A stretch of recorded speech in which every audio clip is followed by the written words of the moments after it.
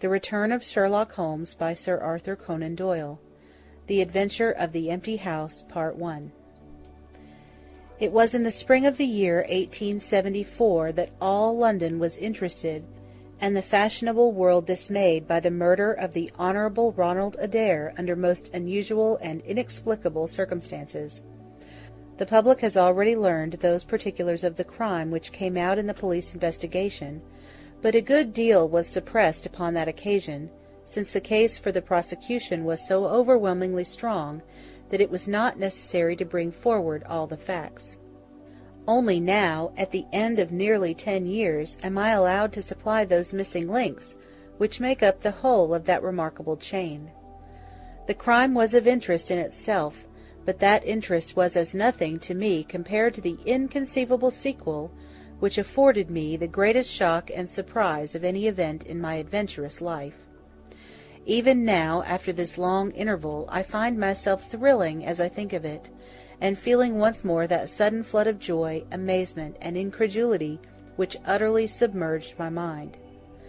Let me say that to the public, which has shown some interest in those glimpses which I have occasionally given them of the thoughts and actions of a very remarkable man, that they are not to blame me if I have not shared my knowledge with them, for I should have considered it my first duty to do so, had I not been barred by a positive prohibition from his own lips, which was only withdrawn upon the 3rd of last month.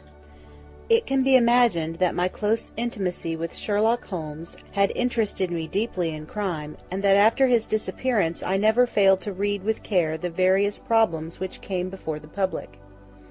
And I even attempted more than once, for my own private satisfaction, to employ his methods in their solution, though with indifferent success.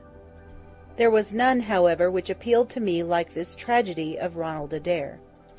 As I read the evidence at the inquest, which led up to a verdict of wilful murder against some person or persons unknown, I realized more clearly than I had ever done the loss which the community had sustained by the death of Sherlock Holmes.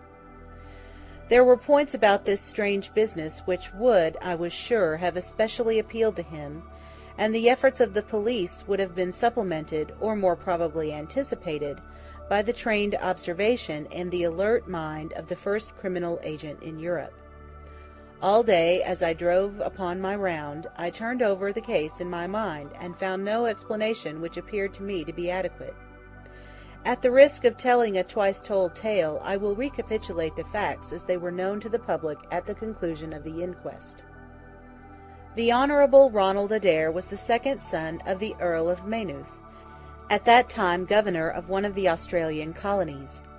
Adair's mother had returned from Australia to undergo the operation for cataract, and she, her son Ronald, and her daughter Hilda were living together at 427 Park Lane.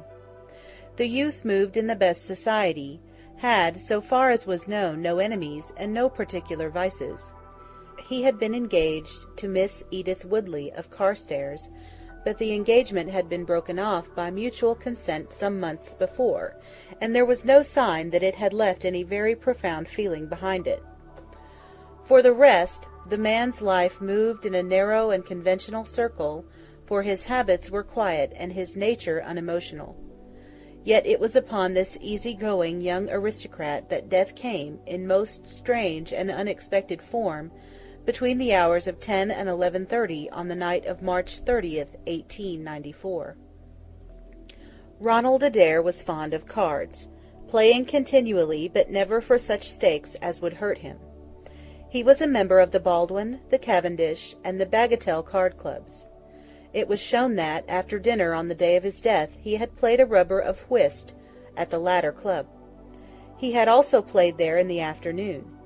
The evidence of those who had played with him, Mr. Murray, Sir John Hardy, and Colonel Moran, showed that the game was whist, and that there was a fairly equal fall of the cards. Adair might have lost £5, but not more. His fortune was a considerable one, and such a loss could not in any way affect him. He had played nearly every day at one club or other, but he was a cautious player, and usually rose a winner. It came out in evidence that, in partnership with Colonel Moran, he had actually won as much as £420 in a sitting, some weeks before, from Godfrey Milner and Lord Balmoral. So much for his recent history, as it came out at the inquest. On the evening of the crime he returned from the club exactly at 10. His mother and sister were out spending the evening with a relation. The servant deposed that she heard him enter the front room on the second floor, generally used as his sitting room.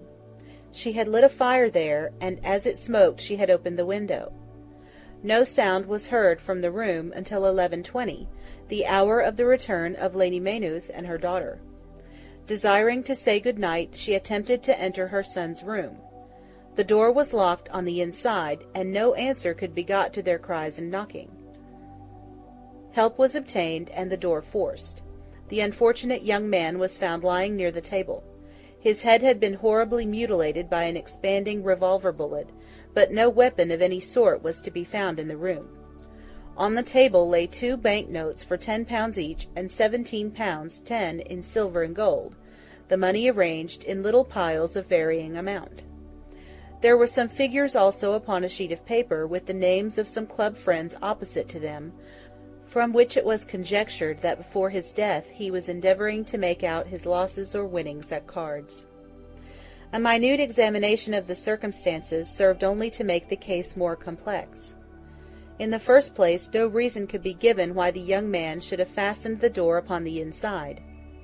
There was the possibility that the murderer had done this, and had afterwards escaped by the window. The drop was at least 20 feet, however, and a bed of crocuses in full bloom lay beneath. Neither the flowers nor the earth showed any sign of having been disturbed, nor were there any marks upon the narrow strip of grass which separated the house from the road. Apparently, therefore, it was the young man himself who had fastened the door. But how did he come by his death? No one could have climbed up to the window without leaving traces. Suppose a man had fired through the window, he would indeed be a remarkable shot, who could, with a revolver, inflict so deadly a wound. Again, Park Lane is a frequented thoroughfare. There is a cab stand within 100 yards of the house. No one had heard a shot. And yet there was the dead man, and there was the revolver bullet, which had mushroomed out, as soft-nosed bullets will, and so inflicted a wound which must have caused instantaneous death. Such were the circumstances of the Park Lane mystery, which were further complicated by entire absence of motive, since, as I have said, young Adair was not known to have any enemy, and no attempt had been made to remove the money or valuables in the room. All day I turned these facts over in my mind, endeavouring to hit upon some theory which could reconcile them all, and to find that line of least resistance which my poor friend had declared to be the starting point of every investigation. I confess that I made little progress. In the evening I strolled across the park, and found myself about 6 o'clock at the Oxford Street end of Park Lane. A group of loafers upon the pavements, all staring up at a particular window, directed me to the house which I had come to see. A tall, thin man with coloured glasses, whom I strongly suspected of being a plain-clothes detective, was pointing out some theory of his own, while the others crowded round to listen to what he said. I got as near him as I could, but his observations seemed to me to be absurd, so I withdrew again in some disgust. As I did so, I struck against an elderly deformed man, who had been behind me, and I knocked down several books which he was carrying. I remember that as I picked them up, I observed the title of one of them, The Origin of Tree Worship, and it struck me that the fellow must be some poor bibliophile, who, either as a trade or as a hobby, was a collector of obscure volumes. I endeavoured to apologize for the accident, but it was evident that these books which I had so unfortunately maltreated were very precious objects in the eyes of their owner. With a snarl of contempt he turned upon his heel, and I saw his curved back and white side-whiskers disappear among the throng. My observations of number 427 Park Lane did little to clear up the problem in which I was interested.